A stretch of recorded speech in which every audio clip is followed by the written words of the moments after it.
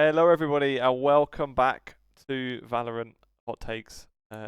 First time of the year. It feels like it's been forever, and I think it has been like a month, hasn't it?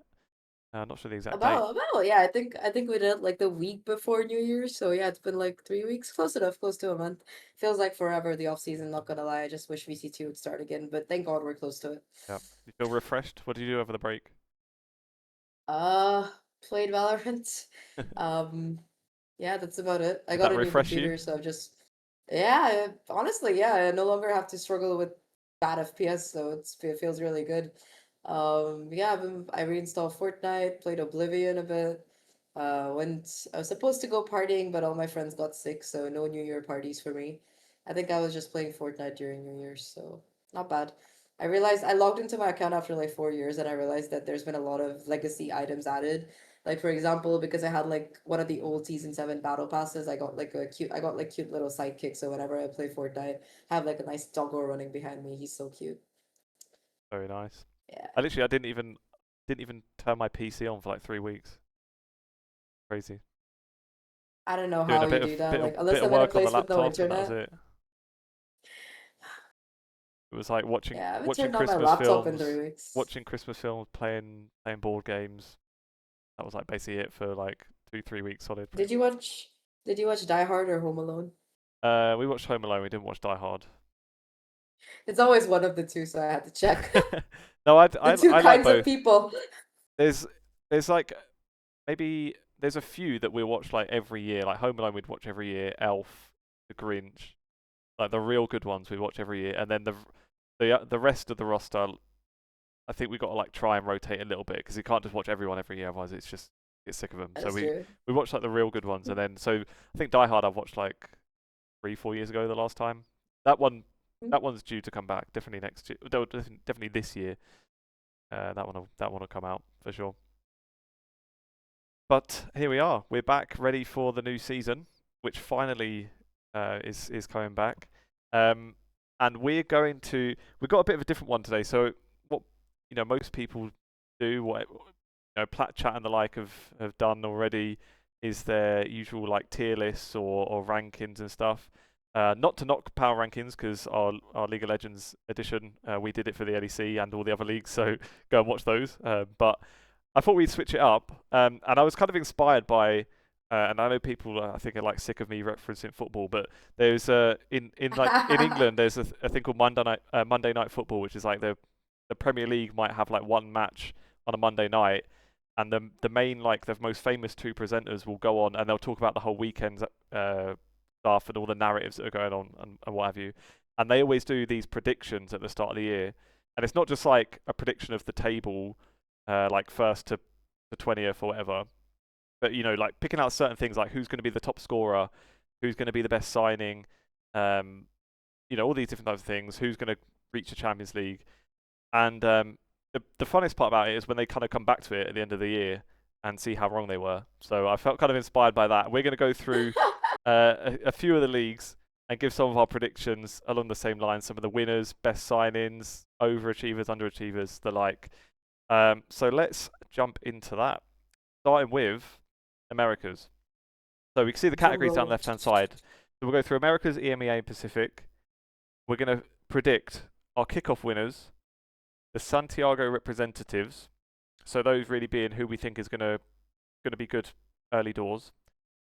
And then the rest of them, I kind of didn't. Maybe I should have explained this to you, Zach, while we were doing the picks. I was kind of thinking the rest of them is, and some of it's obvious, but the rest of them are more kind of like throughout the year. So generally, who's going to maybe be an underachiever, overachiever, and the rest. Best signing. Oh, okay. We can. Well, it doesn't matter. We can just clarify what we're thinking on each one.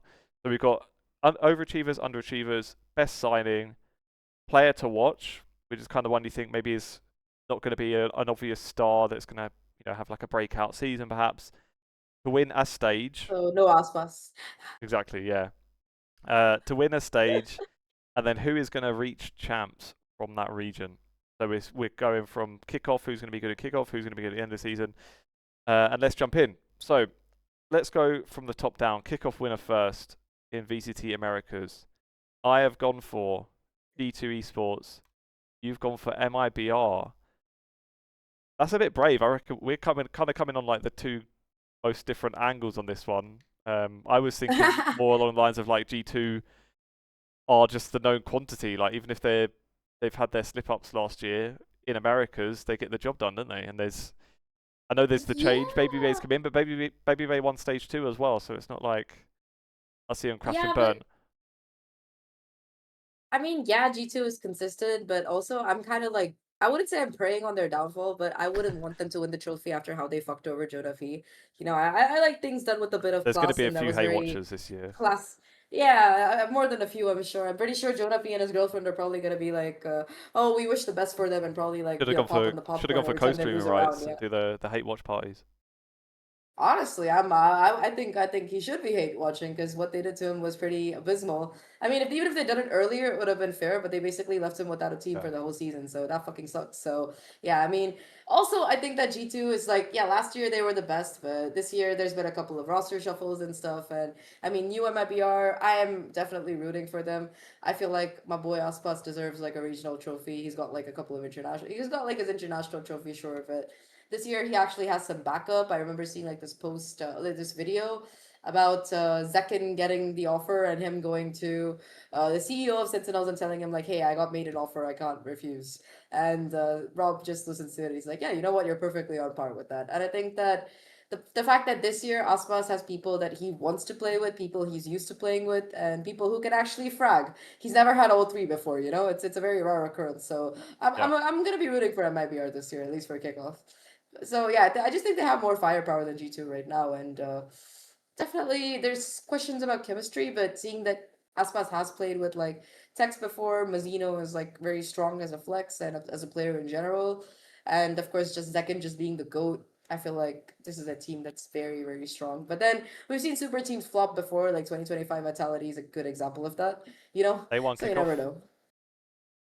Yeah, but after that, the rest of the year was just like shit, you know? Yeah, So. so with MIBR, I was a bit torn because some of the predictions, I don't want to be boring either. You know, I want to pick some interesting ones and go for some swings. In our LEC power rankings, there were some players we did like player rankings as well, and I was going Mm-hmm. for a few where maybe the stocks dropped a little bit. I'm buying low, hoping for a turnaround, and I'll look like Nostradamus. So MIBR was one where I was thinking. I mean, well, saying that MIBR is going to be a good team is isn't a crazy take anyway. But I think the only thing that worried me for Kickoff was uh, just it was the lack of prep really. Like Aspas he was in surgery or something, right? And that kind of delayed the off season for them. That's why they weren't in the tournaments the other teams were and that sort of stuff. Mm-hmm. That's the one bit that worries me a little. But I feel like I could kind of see it in both ways, where they've probably not had the prep that other teams have done. That might mean they're a bit slow out the blocks. But then also, I think kind of what happened with Vitality last year, as we saw in the end, it wasn't a well put together team. It didn't work. But when it I is agree. kickoff and it's like the very first weeks of the season, when everyone's getting up to speed, that is maybe when just actually the raw skill of the players can get you through and like what happened with Vitality, win you a tournament before everybody else has actually got things working and got up to speed properly. So I feel like it could go either way for MIBR. They could be a bit slow out the box because they've not had the prep, but also wherever the other teams are figuring things out as well, that may just be literally just an aim diff for the first few weeks, and that will get them there. I'm glad as well. Maybe at the end, seeing how much, depending on how much time we could talk through just some like the regular season updates as well. But one thing I noticed in the video that they released a couple of days ago, that just kind of like I think it's a recap. There wasn't really much new stuff in there. Just like a recap of the whole season format, including obviously the triple eliminations. And one thing we'd wondered before was like if there's definitely a winner, like if there is a final, because it wasn't like explicitly said. We know we've got these 3 back-to-back days to figure out the 3 Masters attendees, but technically what we thought would be the winner would be the first one of those is the upper bracket. Yeah, the first one to qualify, But yeah. then would that be the final? Because it's not the final day of the tournament, so it was a bit up in the air. One thing I'd say in this video that they posted, it did kind of like show a graphic of the three brackets happening, and then it came up at the end of the first bracket, first and then second. No, first place, second place, third place. So there is going to be a kickoff winner. That was one like slight doubt, which shouldn't have been a doubt anyway. But as I explained when we talked about this before, in the LCK in League of Legends, they did have a tournament with no stated winner. So Winner.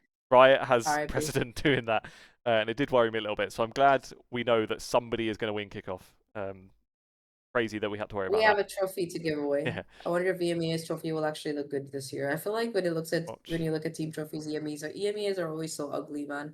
Like this year their Ascension trophy was so beautiful, but the main circuit trophies are always so ass. Like I don't know what they're doing. The I didn't most egregious one was definitely the year before last. Remember that monstrosity in stage 2 that the was grey like thing. 3D printed gray and green bullshit? So I was in a group of like 4 journalists that got invited to go to that. So we were sent out, like basically Riot provided travel for some journalists to go and cover for their different outlets, and it was like part of it was like they give us a tour. We meet the people behind the scenes, and they like revealed to us like before it had been seen publicly. So it was a kind of thing of like, guys, you're really lucky to be seeing this. Look at the trophy. And then it Ugh. was a bit like, oh, nice. Why? Yikes. And I think it looked worse in person as well, because it looked like 3D printed, like you could kind of tell. And yeah, it looked not very nice. I didn't mind this the last year's one as much as everyone else, but I guess in comparison, It's a bit better. Yeah, I mean the in only way was comparison up. it's better, yeah. Only way was up, yeah. That first one is traumatizing me. Like I think about worst esports trophy and it lives rent free in my head. Yuck. Maybe this is a hot take, but I would like it if each region could just have a trophy and stick with it. I think, am I right? I feel like China doesn't change theirs, but like basically everybody else does. I don't know about China, but GCC has had the same trophy for 3 years straight. Right. So Oh well, yeah, yeah. For like and it looks good. what, for like a regional trophy, or you mean like the International one, the main one, the yeah final trophy. yeah that makes sense. But I'm just thinking like with the regional ones seem to change a lot, and I would just like them to pick a nice design and stick with it. So Keep it. you've got like the glory and the legacy of lifting that trophy. Like this player lifted the trophy, this player lifted the trophy, but at the moment it's just a different thing every time. I think we might have dropped off on Discord for a second. Or the phone.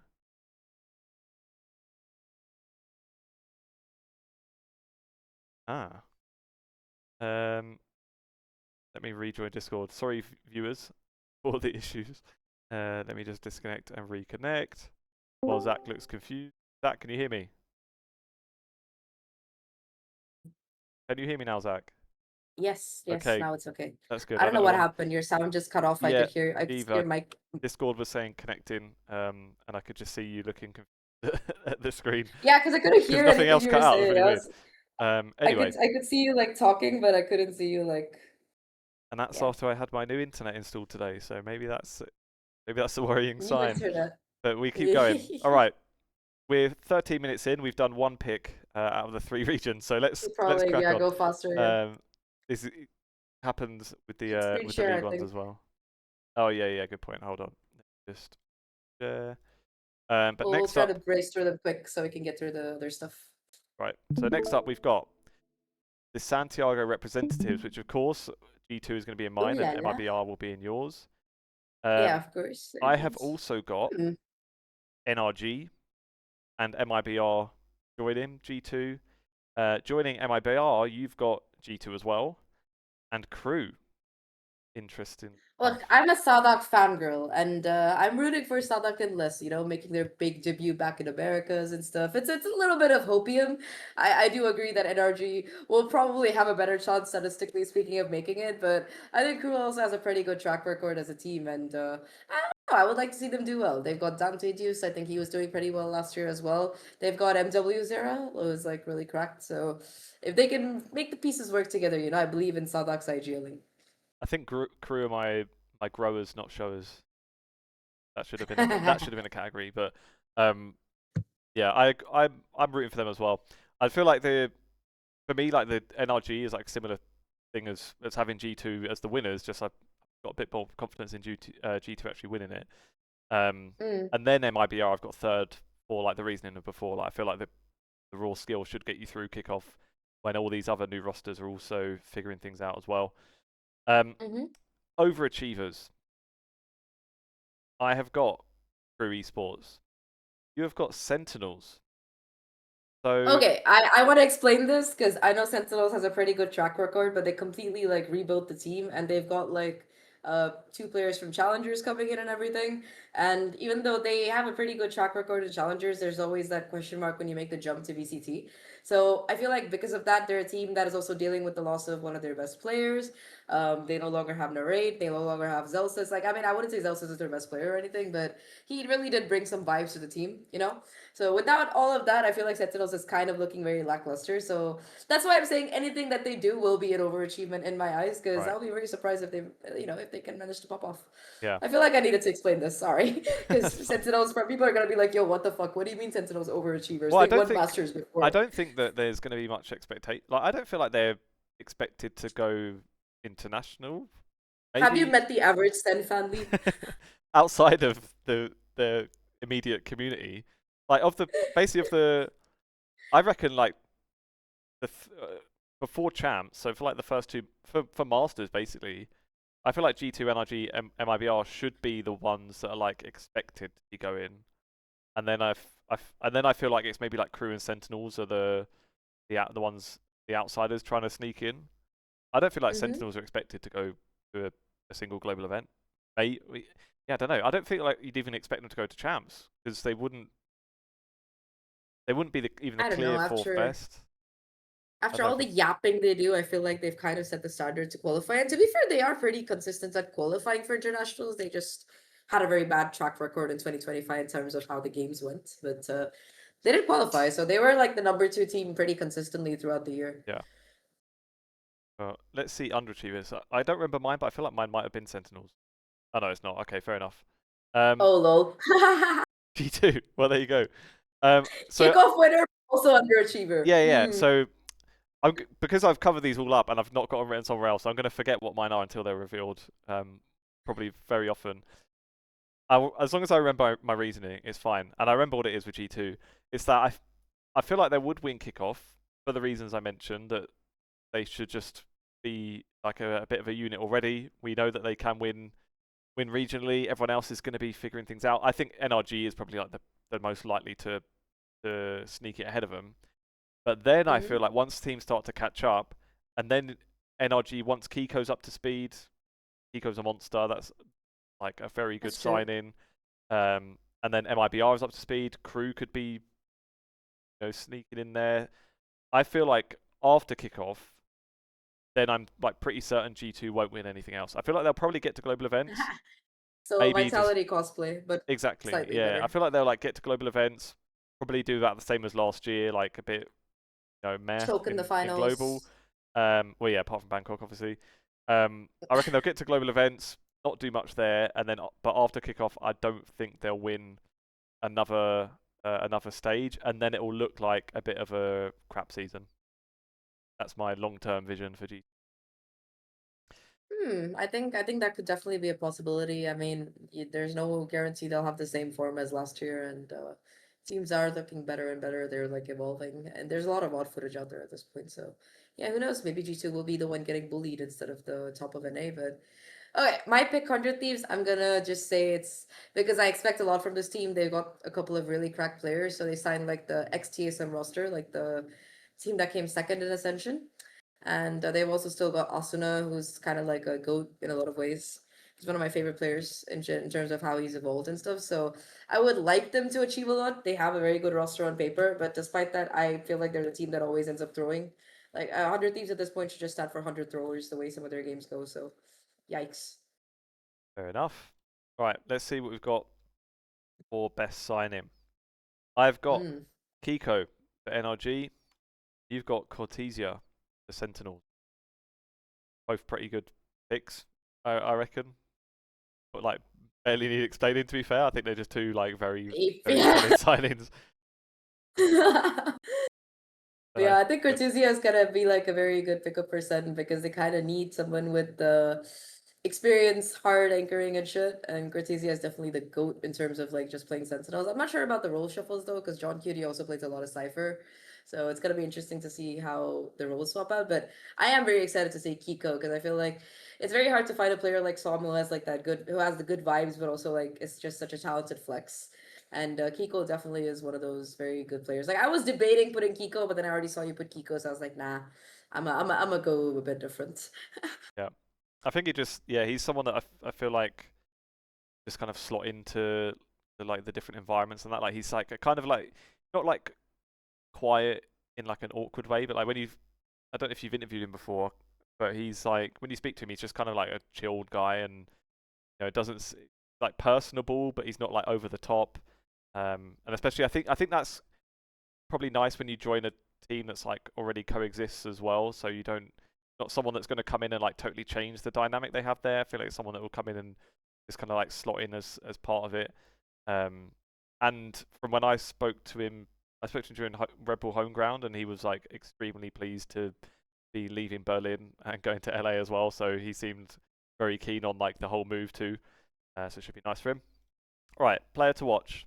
So player to watch, I'm thinking is one where it's like not your obvious superstar, but someone that's maybe coming new to the league, maybe a rookie or someone that we're hoping to see a lot from. I've kind of gone for the easy one, which is Redux on Sentinel. Especially seeing like when I think it was Rob Moore said, might have been on Plat Chat, I can't remember where he said it, that like the Qubit Academy roster was like up to him to build. Like they basically just gave him free reign to pick the players he wanted. So they clearly had a lot of faith in him. Big shoes to fill, obviously, replace second. So even if he ends up not replacing that well, it's still worth watching, I think. Yeah, I think that makes sense. Redux was also on my list. I picked Tibotina because I was really impressed by his gameplay in Ascension Americas, like when I was reviewing WODs and stuff to write the recap. So I think that he played really well, and I'm excited to see him get a chance in Tier 1. So I'm hoping he can kind of keep up the energy. I felt bad that the TSM roster disbanded and the org left after they lost Ascension final, but apart from that, I mean, I'm excited to see him on stage for sure. I want to see if he can replicate the same amount of honestly, some of it was kind of bullshit with how aggressive he was going. Very paper wreck style. So, you know me, just a fangirl.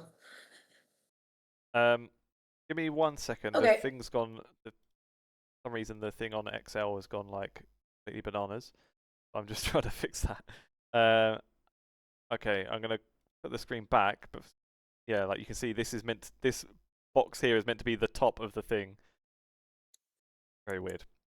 So next one, the winner stage. So this is I'm thinking in my head I had this as not necessarily the kickoff winner, but if there's another team that we see getting their strength up later on in the season to win after kickoff, win either stage 1 or stage 2. Otherwise, it could always be a G2 from last year where someone just wins the whole thing anyway. But I've gone for NRG. Yeah, sort of like, well, again, it's coming off from kickoff. I feel like they'll probably be one of the teams that's strong in kickoff as well. But just especially Hmm. with like Bonkar, like he's someone I've got a lot of trust in as like a really good coach. And then once Kiko's up to speed, I'll be very surprised if NRG don't win a stage. Although saying that, they didn't obviously win one last year and they won champs, so you never know. But so what do you think with MIBR? You reckon they do a clean sweep, or do you think there's anyone else you're expecting No, to I don't think lift the there's gonna be a trophy? clean sweep this year in Americas. I think it's gonna be a bit more controversial and edgy, I hope. At least I hope so, man. Last year was Yeah. so boring with G2 winning everything, and most of them were like 3-0s or 3-1s too. It was like lame. So hopefully this year we have more of a challenge. But yeah, I picked MIBR because even if they don't win kickoff, I do think they're definitely winning some kind of trophy this year with how powerful the team is. And yeah, I think that G2 has a chance, NRG has a chance. Apart from that, I mean, I wouldn't be surprised to see some of the LATAM teams come up as well. Even though, I don't know, I feel like there's just more press and more damage coming in from the NA teams in general, if you look at the way they play. But yeah, I think IBR should be guaranteed like a stage win with the roster that they have, theoretically. I say it again, it's theoretical. Like I don't know what I'll do if they pull off a vitality. So, but yeah, I think it's a pretty safe bet, all things considered. Yeah, it can't happen twice, can it? You never Anyway, know. right. Finally, our champs representatives for America. So this is the 4 teams that we think by the end of the season They'll be up and running. They'll be the strongest four. I'm I pretty have sure we'll have like got, a lot of overlap. Yeah, there we go. yeah, so I've got G2, NRG, MIBR, and KRU. You've got the same except for Sentinels instead of NRG. That is Okay, bold. look, at this point, I feel like there's a little bit of you know, the opposite of bias, like hate bias or whatever. After like going through the VCT America awards and seeing NRG Yeah, we got to everywhere, I balance want to it do the out. opposite. Yeah, I'm just gonna make them sit it out. Like I'll be happy if they make it. I love the players and stuff, but I also don't want to be like a glazer and just be like NRG for everything like VCT Americas did. So you know, I'm gonna keep them honest. That makes sense. And I don't. I But think yeah, I like think that. I think Sen and NRG are interchangeable here. So Yeah. for me. And I think out of the five that we've picked across our choices, like those to me are the five that seem most likely. Maybe 100 Thieves in there. But assuming that the less Sadak duo brings KRU back, then I reckon they're like the five that should be fighting for it. Which is nice Mhm. because last year it felt like it was like G2 were nailed on, Sentinels were nailed on, and then it was like just the other two. Well, like NRG bulked up, but like MIBR like bloody crawled into champs at the end of it. Like, it didn't feel like there was really like a fierce fight for the fourth place, but it feels like there's hopefully going to be a lot of teams that actually Yeah, look good Aspas by the had end of the to season drag going him for it as into well. it. Yeah, got in He on a was like, yeah, technicality. damn you guys. Damn you guys, if you can't make it as a team, I'll do it myself. Fuck you. Yeah, exactly. Kind of vibe. Right, that concludes Americas. Let's move on to EMEA. One thing I might do Ooh. is shorten this black box. Maybe that'll stop it bugging out. There we go. Fingers crossed. Right. EMEA kickoff winners. I have got Fnatic gone for Team Vitality. And I feel like this is like a copy of the Americas one. Oh I've man. gone for the one that maybe is a bit safer, that have mostly got the same roster. And you've gone for the super team. I like to play with fire, what can I say? But yeah, I mean, I think this year Vitality is looking a little bit better in terms of team synergy because Chronicle and Durka have played together before. I mean, of course, I feel like they're going to be looking a little bit stronger later in the year because that's when Sayonara can play. But overall, I really like the players on this team. And I think that this year, hopefully, they do a little bit better because I think that Vitality is one of the teams that actually has the most money coming in, that has like some of the better coaching stuff. They got a lot that they can work with, and they've got a pretty good fan base too. So, all things considered, yeah, I mean, I think Fnatic will make it to Santiago. Like, I know I'm getting ahead of myself here, but I don't know if they're necessarily in the same kind of spot that they were before. Yeah. Because, look, man, I don't know how to say that guy's name, Ekaj. whatever, the French dude. Yeah, but I like him, but he ain't Chronicle, you know? Yeah, I'm that is sorry, an but bro ain't immense loss. Chronicle. Yeah. I don't know how you let him go. Like, I get it. Maybe you can't afford to pay him. They had the same issue with Durko as well, from what I understand. They just couldn't afford to keep paying him that much, and they got a good buyout or something for Vitality. Also, man, you know, I hate gambling money, but good job, Vitality. Like, I'm glad the money is going somewhere good. Like, picking up Chronicle is probably the best thing you can do with it, you know? I'm pretty sure like they were spending big in League of Legends like 4 or 5 years ago, and I feel like it was before it was all the gambling stuff. I'm not sure. I might be wrong. Like maybe their CS team was getting gambling money, and that was like being moved over or something. I feel like they I had mean, I see money for Stake as a ages. sponsor, and I'm like, Yeah, yeah, okay, let's go. Get now it's Chronicle. opened up. Go for it. Yeah, yeah, and now they've opened up the the betting sponsors, and they're going to be vetted by Yeah. Riot. We're going to check some balances, and you've got bloody 1xBet and Stake, like two offshore crypto ones. Yeah, good start. Boom. Good look. Well, I'd say it's for because this is a link to football, but it's an appropriate one. But there's a journalist, or like I think it's a website called Josimar. I think they're like Norwegian or something. But they have a couple of journalists that like are constantly looking into like football corruption stuff, like actual Oh. like real proper crazy stuff they find. Like I remember one of them was like some like the Haiti federation president was like in the under 13 Haiti girls national teams changing room, like all like they do like proper deep stuff, and they have like a big investigation into 1xBet, and they do like some bonkers course they things. do. Like uh, they have like 3 versus 3 football matches that is just like amateur people that just play football matches over and over and over again, so that some guy can watch it on a live stream and like bet crypto on it, and it's just like complete random stuff. And they can bet on like children's football matches as well, like college, What the like fuck? they have like cameras in like school gyms, and you can like bet on the bet on like these high school matches and stuff. It's crazy. I'd look into that to see see the kind of level of the betting sponsors that are going to be coming in now. They're reporting no allegations from our point of view, but worth having a look at. I mean, yikes. The very thought is Yeah, it's like, crazy. yikes. So anyway, Santiago representatives from EMEA. I have got Fnatic, obviously, as well as Team Vitality and Giant X. You've gone for Fnatic, Vitality, and Team Heretics. I was kind of torn with Heretics and Giant X for my I first. had to face the same thing. I was also very torn. I could see But I'm either, really. yeah, I think so too. But I picked Heretics because I'm a Benji Fishy fangirl. So I have my biases, but I'll be honest about them. You know, Yep, he's my goat.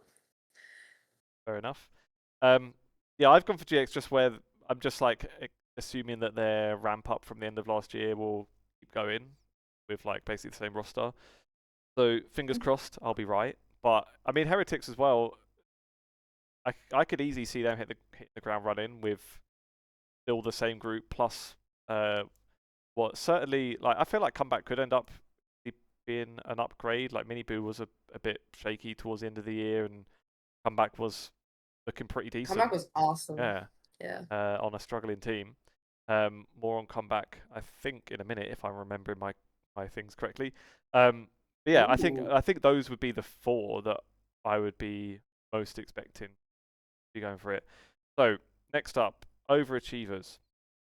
I've gone for BBL, and you've gone for Team Liquid. Liquid's an interesting one. I feel like I'm kind of not expecting much from Liquid at all with Kiko going. In fairness, I guess if like Miniboo gets back to maybe how he was like 2024, then could fill the shoes a bit. But yeah, what do you think with Team Liquid? I mean, that's why I put them in overachievers. I think that they will qualify for at least one international this year. I believe in Lohan. I believe in my boy Nats. So that's a little bit of hopium there for sure. But they did pretty good last year, and I feel like that's a good foundation for them to build on. Seeing that was Nats's first year IGLing and everything, I feel like he's gonna be even better this True. year. Yeah, so that's why I picked them. I think that, like you said, right now with Kiko leaving and with the other teams going kind of like into these super team buildups and everything, I feel like people are gonna kind of not expect as much from them. But I would like to see them at least qualify for an international. I don't know about a trophy, but at least that much I think they could do. Yeah, I've gone for BBL as my overachievers. This is my BBL are the one I'm putting my faith in to make me look really good by bumping up a team that maybe shouldn't be there. Do you know what I feel like with BBL? That like there's always going to be at least one team. Well, not always. There doesn't have to be, but a lot of times you end up with just most leagues will have one team that is way better than you thought they were going to be anyway. Like there's almost always one team that just comes out of nowhere and actually is a really good team. I feel like they've got a good chance of being like the upset one, seeing as it's this group from Ascension. Like we know they can beat what was tier 1 levels last year, and then they can come in and hopefully build on what they were building with Pacific before. So I'm putting my stock in them. Hopefully it pays off and I'll look really good at the end of the year. Anyway, so my underachievers are Team Liquid, because I do feel like they'll probably drop off a bit this year.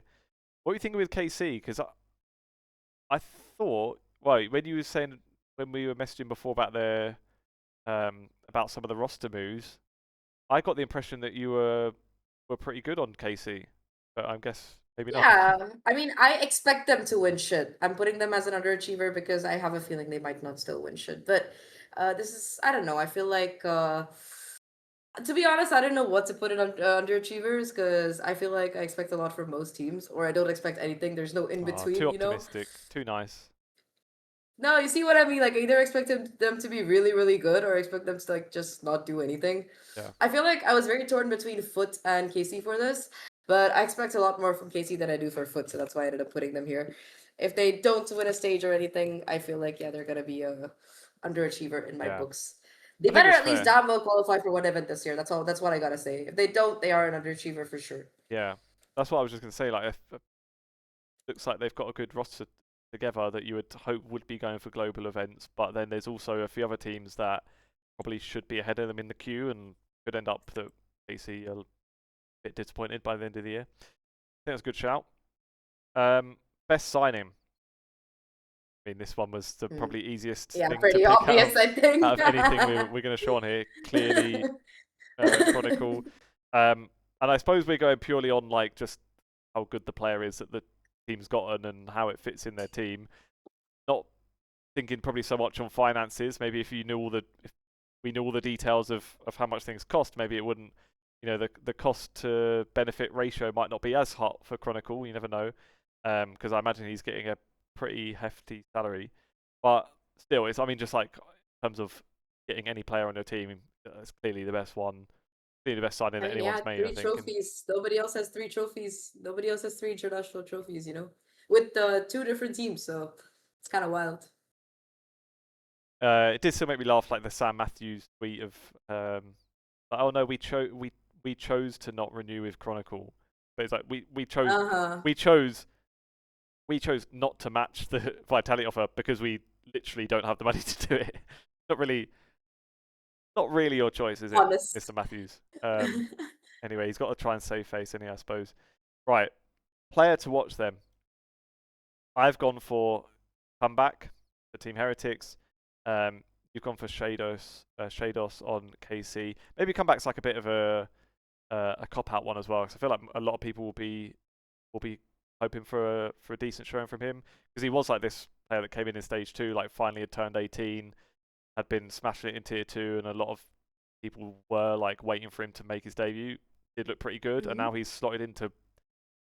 I think that's like such a nice move from Heretics in Mhm. general. When I was thinking of best signing, like initially I was going to put Comeback, and I was like, wait, the fucking Chronicle, isn't it? But that was like my backup one was Comeback probably for best signing. So yeah, I'm hopeful for a lot from Comeback, and hopeful that that's the Team Heretics resurgence. So I was thinking about this with Team Heretics the other day actually, where they had the second place curse, which thankfully they've shifted off to Fnatic, thankfully for them. But when they had that, I remember the thing being like, oh, as soon as they win one, then they'll get over that mental issue, and then they'll start winning all the finals.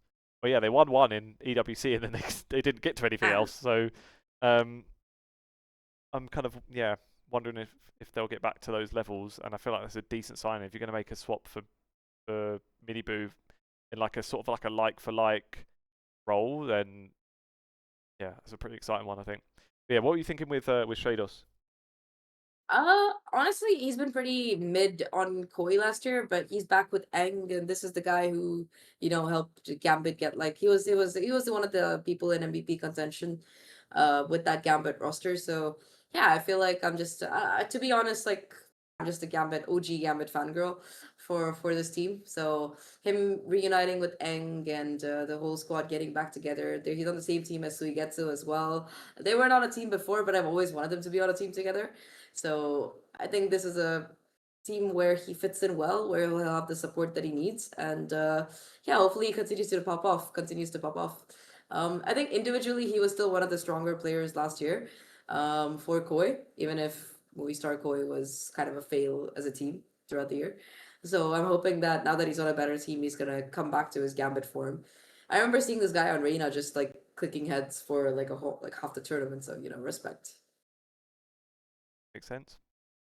It's funny, Gambit's like story in Valorant ended up being like really similar to, or well, not really similar, pretty similar to what happened to them in League of Legends as well. Like they were like one of the early teams, and one of the early teams that were like really good internationally. I don't remember if they won anything.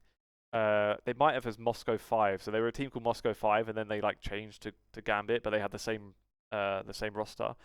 And they had a similar thing where like they had all these players that ended up being like sort of legendary players, but kind of splintered apart and had different careers elsewhere. But they were all always remembered for that time that they had on Gambit as well. So funny coincidence. Anyway, Mhm.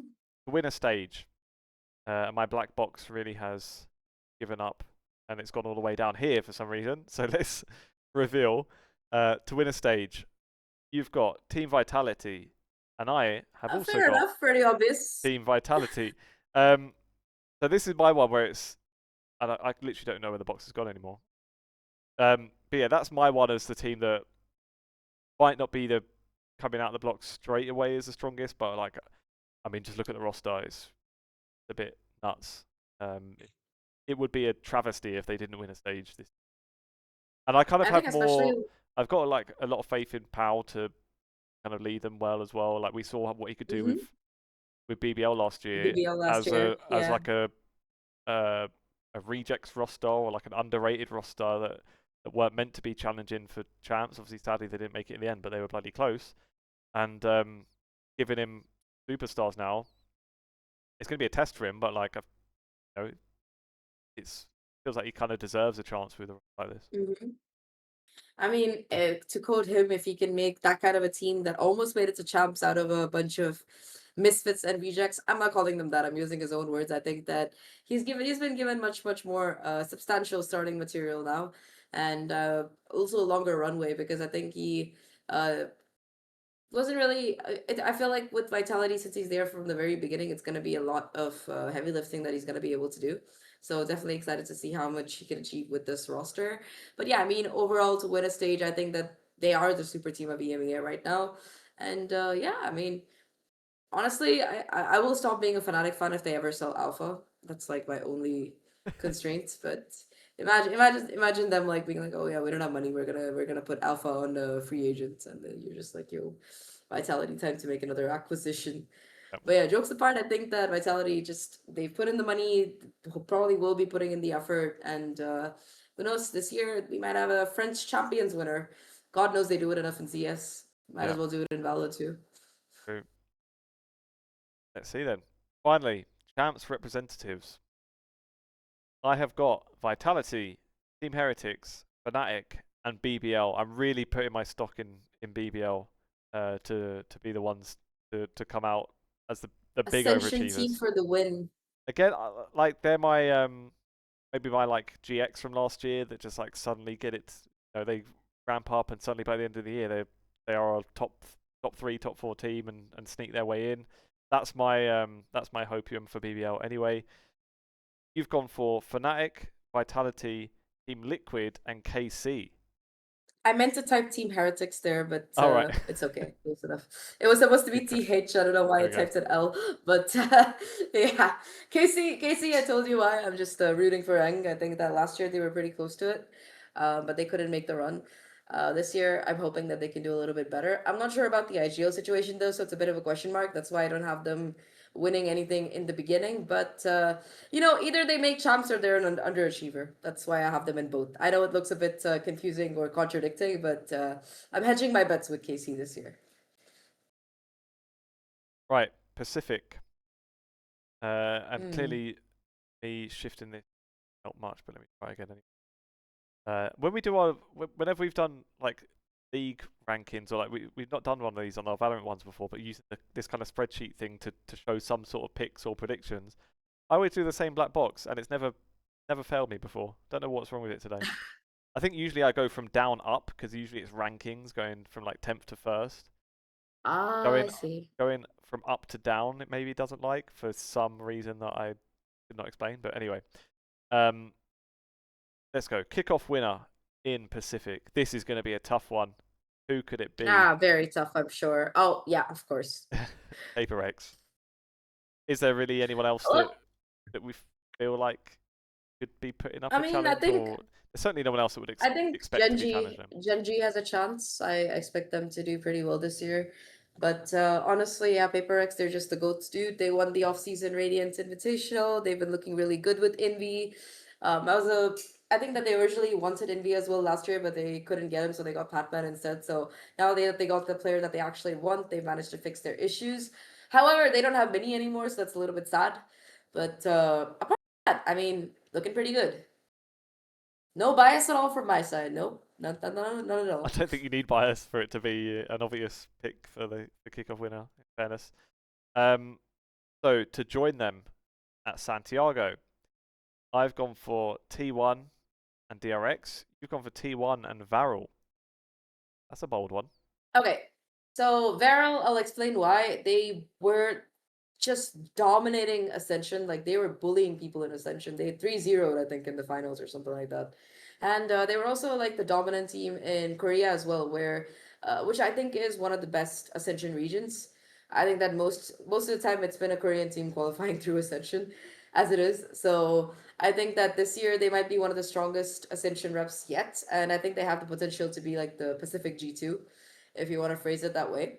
So yeah, I'm gonna hedge my bets and have them qualifying for the first event of the year because I think that they're just a really good roster. And SLT's Youngnam was also very consistent throughout the year. So yeah, I think that Meryl probably a bit of an outside bet. People would expect like Genji or DRX or RRQ to be here, but I'm gonna go a little bit outlandish. Gotta be bold.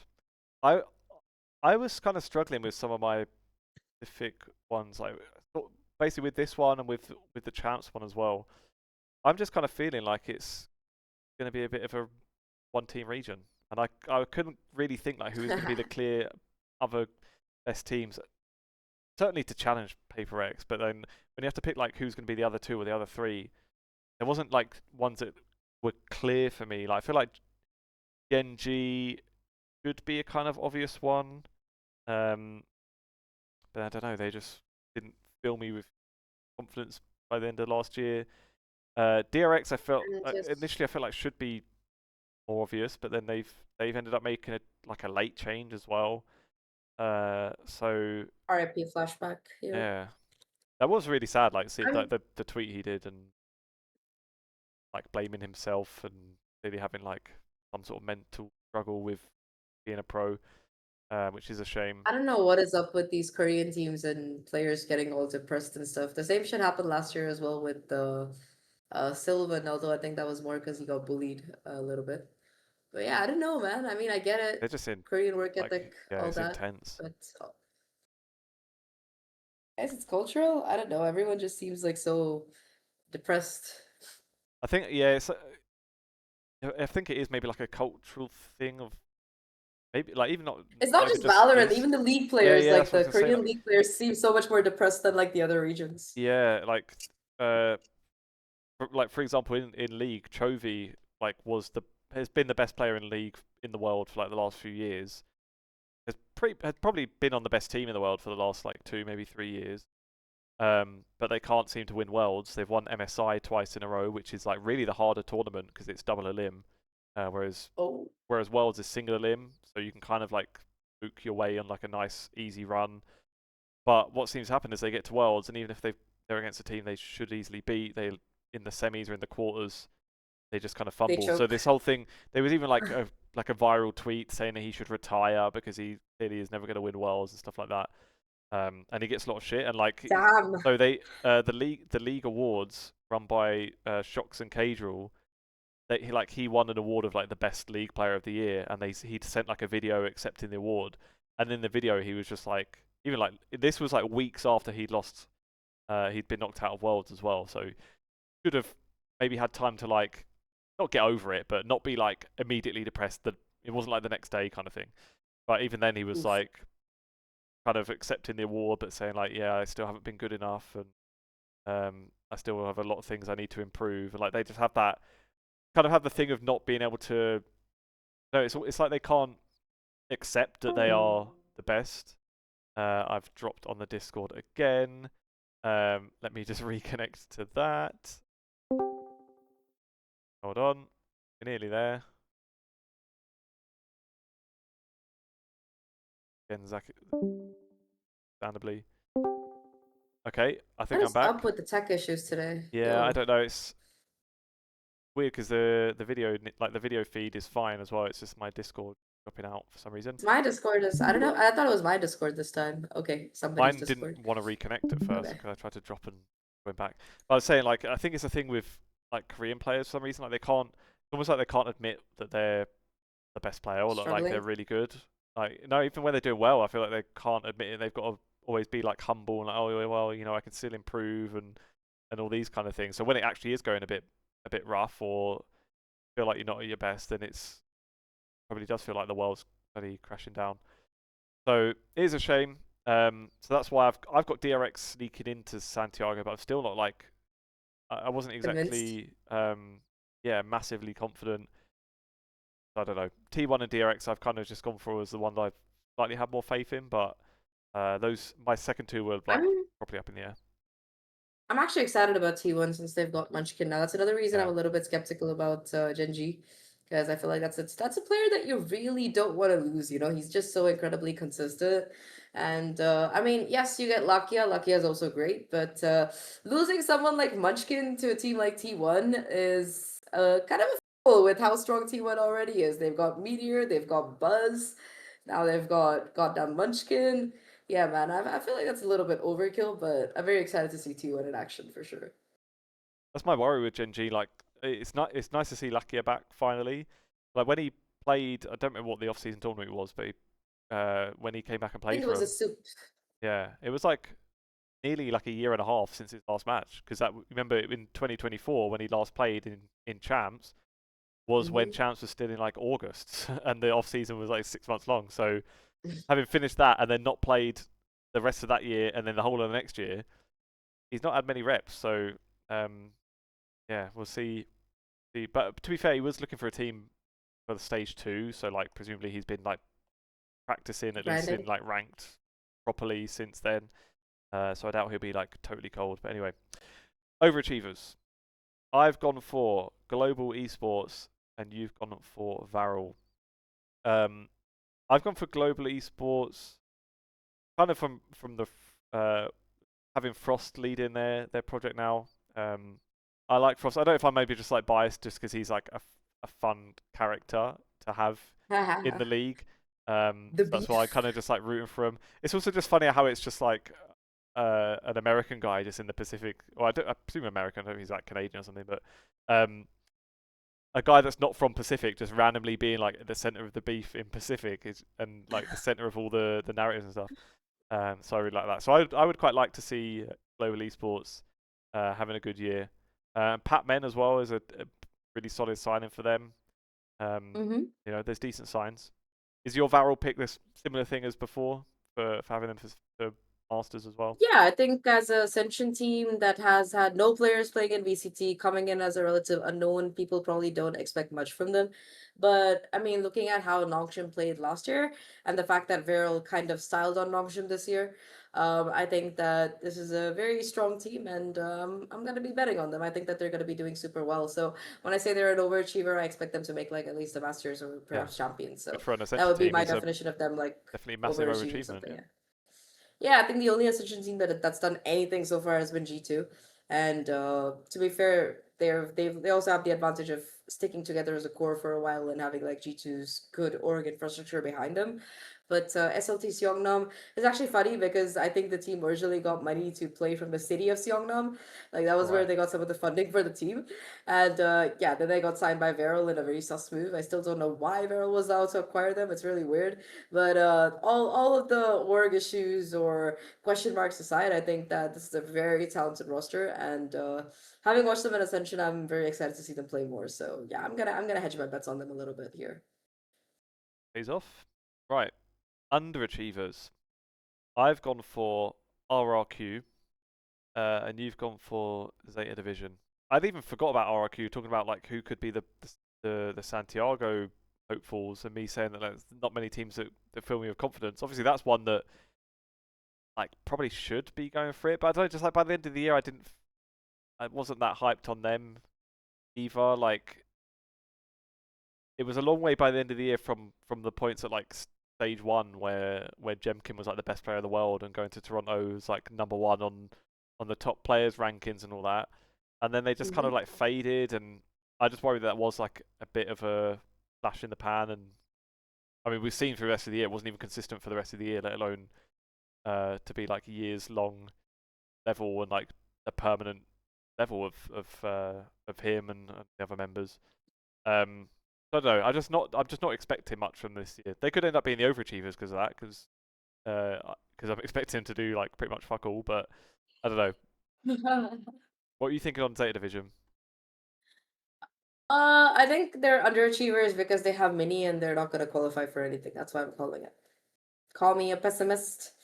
But also, I know they had some roster shuffles. They no longer have my boy Laz, so a little bit disappointed. But I mean, they signed some good players from tier 2. They have mini. They should, in theory, do well. So I just don't think they're gonna get the results that they want, which would be like international qualification or whatever. So I'm just a little bit pessimistic about that. Yeah, I saw he's still like he's still on the EMEA broadcast, which I'm pretty sure he probably was still when he was on PaperX anyway. I don't feel like he stopped. I don't remember off the top of my head actually, but and Discord on again, of course. But what I was saying is that I don't feel like that. Like maybe doesn't mean he's going to be, you know, spending too much time on Zeta Division compared to other stuff. Currently trying to reconnect on the Discord. See, okay, I think I'm getting there. I think I am back. Am I back? Hello.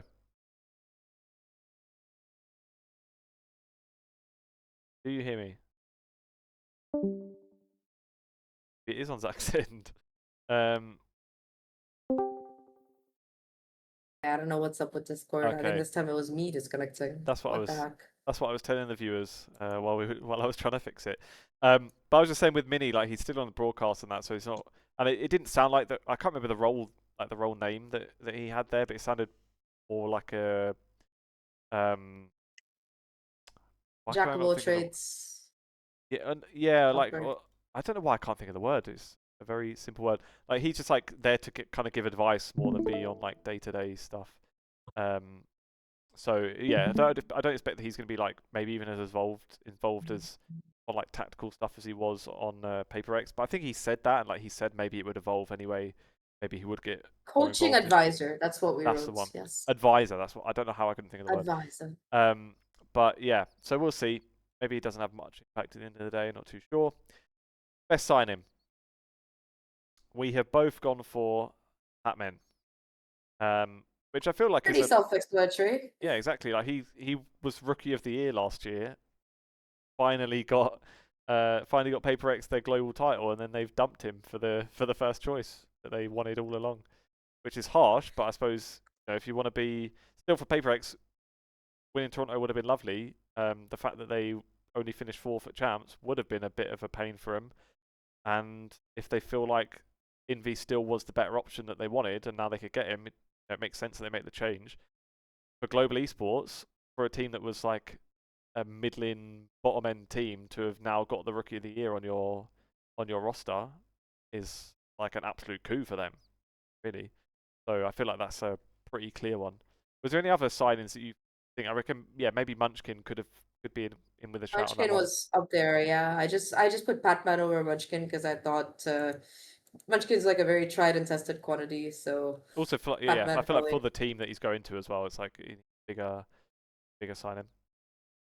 Right then. I mean, to be fair, T1 has a history of success, so Munchkin also has a history of success, so it kind of makes sense. But Patman has a history of success, but G does not. So I feel like that's why he's the best signing because they really fucking need him. Yeah. They need him more than he needs them. So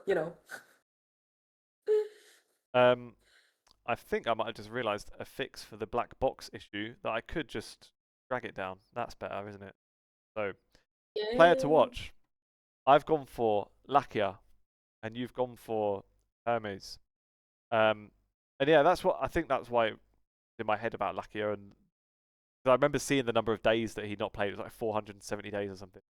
When I was doing this, so that's why it's my one. Like, yeah, he's still recognised, I think, as a very good player, but I feel like it's more just an interesting angle if he has been out for so long. It's not even he's just been out for so long with an injury as well. And I don't know what it's been like for him, but I know like Faker, for example, had some time out a couple of years ago, and uh, and there was like a wrist issue, and then it was something where he had to like relearn how to position, or like have a new position for his arm taught so that he wouldn't put stress on him, and he kind of had to relearn to play not like from the ground up exactly, but had to get used to like a whole new positioning of his arm, and being able to move his mouse in a certain way that doesn't fuck him up.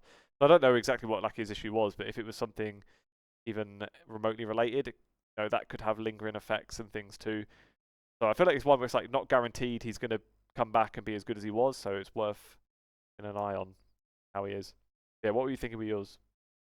I mean, I think that now that I'm looking at all my predictions, I have a bit of a bias towards tier two players. I'm very excited to see them making that jump from tier two to VCT. So I also think so. A little bit of context about Hermes. Watching the Korean League, the VCL Challengers last year, even though SLT Seongnam were pretty dominant, Hermes' team was right behind them. So if Korea had a second slot, his team would have made it to Ascension as well. So it's just a little bit sad that they weren't able to pull that off, but.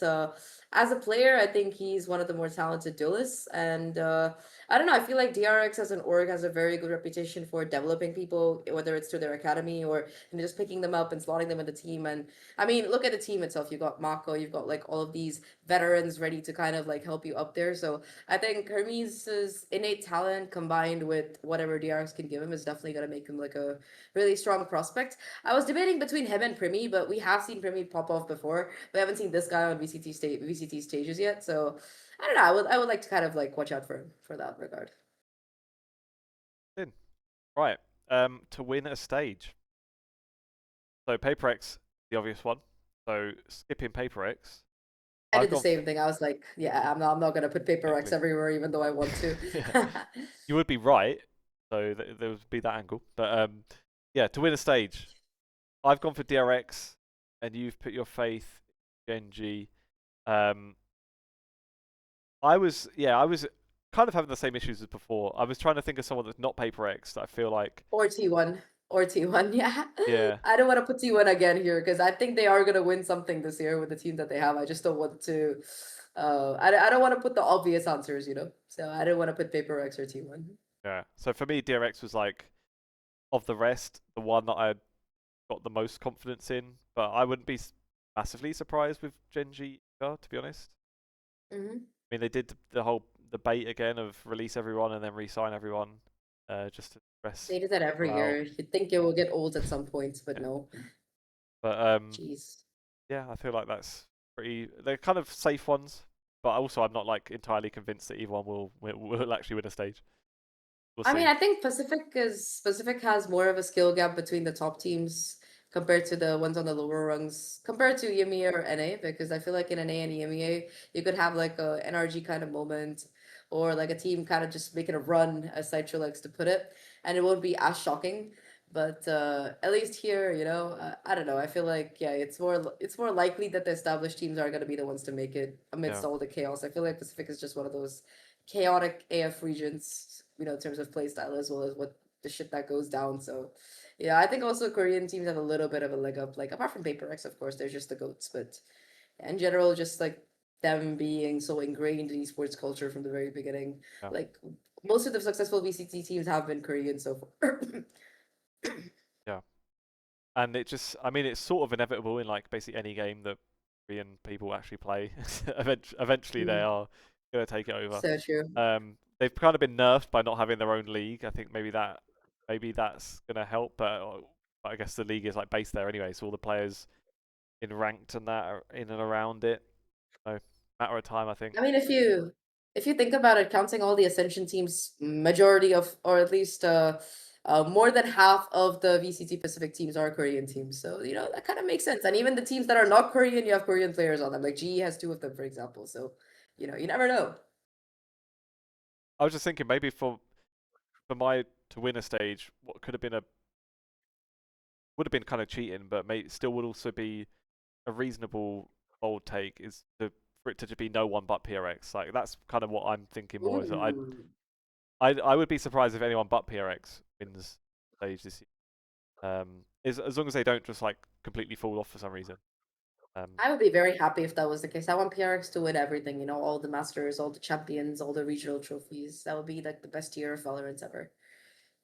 I'm not going that far. But anyway, I'm finally, not saying it will happen, I would just like it.